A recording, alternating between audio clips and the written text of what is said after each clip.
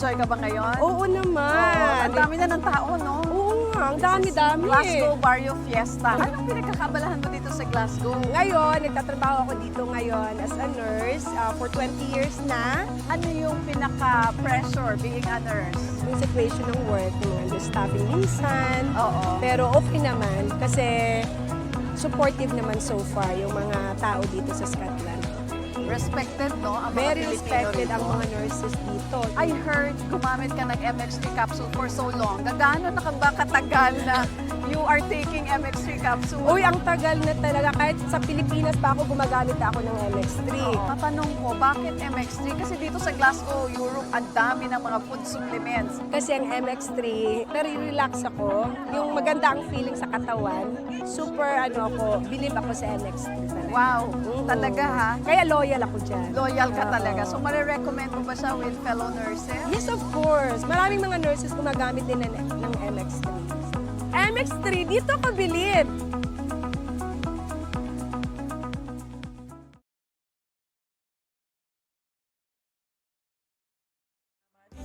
China, pag-usapan ang problema ng pamilya. Pwedeng magjowa, pwedeng mag-asawa, malungkot masaya, halika dito ka. Natamayan ka namin sa dito sa amin. Kami na ang bahala, pag-usapan yan natin. Masusolusyonan natin problema mo. Kaya sabihin mo sa amin ang lahat, ano ang drama mo. Same, pero iba! We are number 106.7 Energy FM. Pangga, kung sabihin radyo, sabihin mo. Energy! Oras natin, 4:29 na. At kamusta naman ang mga panggapo natin na inuulan ngayon? At napaka-traffic lalo ngayong Friday. OMG! Sana naman ay huminto ka na, please. Dahil meron daw inuman na naman dahil 4:30 na. Yan ang sabi ng mga lasinggero sa atin, 4:00. Pero syempre ngayon pong oras na to, mga pangga, ay pwede ka nang tumawag at magkwento ng iyong nakakabilib na istorya. Believable. Para sa ating Believable Stories, mga pangga. Pero bago lahat, batiin muna natin yung mga panggang nagbo-birthday daw ngayon. Batiin ko lang muna si Sheila De La Peña. Ayan, happy birthday sabi na kayong tropa. Happy birthday! Happy birthday! O siya, eto na. At mga kasama rin natin ang boses. Si Sister. Ang boses ng Energy Knox. Si Kuya Freyson! Hi mga pangga! Isang magandang Friday sa inyong lahat. Medyo maulan pero Maulan. okay lang yan. Kamusta ng biyahe mo? Para namang hindi tayo sanay. Ikaw ay galing ka lagi sa Bulacan ka, di ba? Kamusta papunta and dito? actually ngayon hindi ako galing sa Bulacan. Ay, saan galing? Galing ako ng Laguna. Wow. O tama, Laguna na yun. Gala ka talaga. Oo, kasama ko si Kuya Chico. Dahil nang galing kami kay Doc Clarence. Ay, Doc. Hi Clarence MD, Santa Rosa branch. Happy anniversary nung nakaraan sa Yes, oo, 16th anniversary nila last week. Ayun. So bueno, syempre ito, sino ba ang bibida ngayong araw ng Friday bago matapos to? Believable. Itong linggong ito. Syempre meron tayong kaibigan kasi na nakakausap din natin to. At kilala rin to malamang kung ikaw Ay, naman oo. ay Oo. nagti-TikTok, ng mga TikTokeries natin. Kasi itong kaibigan natin na to ay gustong ikwento yung kanyang Humble beginnings. Ayan, paano siya oo. nagsimula. Believable. Ito yung swak to sa ating Believable Story. So, tingnan natin kung nasa linya na siya para makilala rin ng mga pangga natin. Sino ba to? Si Kikong Match. Oh. Good news, girl. Nandiyan ka ba? Okay na ba tayo? Okay, nandito na pala. Sige. Ayan, andyan na. Ayan. Hello po! Hello? Yun, oh. Hello! Ganda ng boses. Ganda ng boses. Hello, good afternoon po. Mga pangga, at ito, ipapakilala po namin sa inyo na si Alfritz. Ayan, isa sa pinaka mabait namin kaibigan ni Kuya Ferson at ni Kuya Chico. Kamusta ka, Oo. Alfritz? Okay naman po. Andito ko ngayon sa rehearsal pero yun, so meron tayong konting time na maibing itong ating kwentuhan ngayong hapon. Yun, naku, Oo maraming nga. salamat. Oo, maraming salamat for yan nga, i-share niya yung kanyang humble beginnings at yung Oo. journey niya Ayan. At maraming mga panggarin natin na interesado kasi nga, nako baka magulat kayo, baka napanood nyo na to, no? Sa TV. Oo, sikat yan eh. Oo, sige, pero kwento mo kami, Alfred, at ano bang believable stories mo? Ayun, ako po si Alfred Blanche, taga Cavite, at ngayon po isa po akong professional theater actor. I've been doing theater for more than 15 years na po. Pero nagsimula po ako sa choir, yan doon ko nakasama si Kuya Person nung college kami. So yun, na parang isang probinsyano na nangarap na makapag-perform professional. At ngayon, after pursuing the dream, I'm living it. So yun po. So mga kumakanta dyan, tuloy nyo lang yan, guys. So ikaw ay sumasali rin sa mga contest nung araw? Yes po, yeah. Sumali po tayo sa mga, siguro nakadalawa na tayong contest sa TV. Ayan, tapos, pero nagsimula din tayo sa mga barangay. Oo. Sa barangay, ano to, syempre, bago ka nagsimula, nasubukan mo rin na, kumbaga, naranasan mo rin na matalo. Oo, ilang beses na akong mas marami yung talo. Pero, hindi naman tayo doon magpapapigil, di ba? Pag natalo ka, ibig sabihin, di next time, pwede naman manalo. So, Okay. yun. So, tuloy lang, laban lang. Okay. So, after nun, kumbaga, nanalo ka na, ano pa yung mga ginawa mo? Ayun, so after nung nanalo ako sa contest, and ano talaga parang na-inlove talaga ako sa teatro kasi doon sa sayo ka, kakanta ka. Dream mo na to, dream mo na, no? Oo, ito din, parang, late ko na na-realize na ito pa rin yung gusto kong gawin. And sobrang thankful din naman ako na nagagawa ko sa until now. So yun, so parang, medyo mga gulo na lang tayo na parang kung ano yung plano natin noon, hindi pala yun yung gusto. Kasi ako, kurso ko dapat, kaklase ko si Chico dati. Oh. So parang, akala ko pumunta ako sa pagiging reporters, pagiging DJ, pero sa iba ako din nala nung... Ibang linya pala, no? Oo, which is, ganun din naman, nag-entertainment ng tao, kumakarap sa tao, kasi pa yun nga lang, nasa entablado ko ngayon. So, nung time na yun, sumusubo ka sa mga contest sa mga barangay. So, anong year naman dumating doon sa point na nag-ano ka na? Nagsumali ka sa mga... sa TV na. Oo, sa TV na. Grabe. I started joining mga 2009 sa mga barangay. Pero late na nangyari sa TV 2019. So, after 10 years of joining small time singing contest, doon lang ako napansin 2019. After auditioning na taon-taon kung saan-saan channel, 2019 din ako sunerte, kumbaga. Baka yun talaga yung nakalaan na 2019 ako makakakanap sa TV. So Al, kamusta naman yung yung dalawang contest mo sa TV? Ayan. Tas ano yung mga greatest takeaway mo doon sa dalawang contest na yun sa TV? Well, sobrang yung isa, umabot pa ako hanggang final 12 ng season namin. So, pinakamalaking ko doon, na-realize ko na parang, hindi, mas gusto kong ito lang gusto ko gawin. Gusto ko talagang kumanta, gusto ko mag-perform. Kasi, di ba parang, yung pinili naman namin buhay, yung pagiging performer, hindi siya madali talaga. Like, wala kaming ina-expect na sweldo na 15-30 every month. Pero, it's really the passion na parang, naniniwala ko na parang hanggat gusto mong gawin at makikita naman yan ni Lord at ibibigay yan sa'yo. Na-realize ko na, okay, ito talaga yung gusto kong gawin na umabot ako sa TV na parang, it's bigger than manalo eh. Nung sumali ako, syempre gusto ko manalo, pero alam ko naman yun na parang, okay, kung hindi man ibigay sa akin to, meron akong na-experience na babaunin ko. Pero dumating ba sa point na, syempre, ilang beses ka sumasali, hindi ka nanalo, dumating ba sa point na sumuko? Gusto mo na sumuko? Oo, dumating talaga sa point na sumuko. Hanggang, sabi ko nga, na-feature din kasi yung buhay ko sa isang parang life na kumbaga nag-feature sila ng mga buhay ng mga tao. Ano ba yan? Ano yun? Para alam nila ba kasi napanood. Sige. Sa Magpakailanman. Yun, Sa Magpakailanman. And so yun, kasi yung story nun is parang gaano ko supportive yung parents ko ngayon. Tapos hanggang dumating sa point na parang ayoko na nga, parang baka dito yung buhay for me. And then isa sa mga parang last wish pala nung tatay ko bago siya sumalangit is kumanta ka ulit. So, yun, parang after nun, nagtuloy-tuloy na. Sabi ko siguro meron akong angel na nag-guide sa akin from above na since alam ko dito siya proud sa akin sa pagkanta.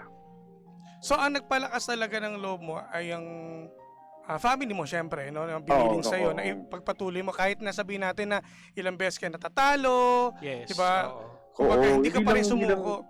Hindi lang talo, pati minsan sa mga audition, yung tipong feeling mo, nakikita mo yung sarili mo sa role at tapos hindi ka makukuha. Siyempre nakakadurog yun ang Oo. puso na parang, pero wala, ganun talaga. If it's for you, it's for you. If it's not for you, it's not for you. Parang, yun. So, tulad ng ginagawa kong show ngayon, hindi ko in-expect din na makukuha ko dito, pero andito ako ngayon. So, I'm just really, really thankful. Kung ano lang, kung ano ibigay sa atin ni Lord na trabaho or what. Yes. Oo. Grabe. And Al, since na-mention mo na yung yung show mo ngayon. Oo. So, paano nangyari yung transition from kontesero, tapos yung Sa living teatro your na. dream as a performer? Paano ka nakatransition ngayon naman sa entablado as a Ayun. musical theater actor? Oo.